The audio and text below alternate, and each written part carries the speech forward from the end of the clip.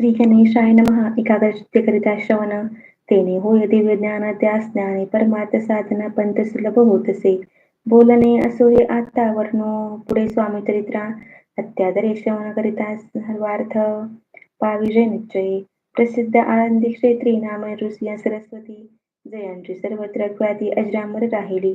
कृष्णा तटाकी क्षेत्रे पवित्र देखिले त्यांनी समस्त ज्ञानयोगाभ्यासी बहुत महासाधू देखिले. करावे हठयोग साधन ऐसी इच्छा बहुत दिन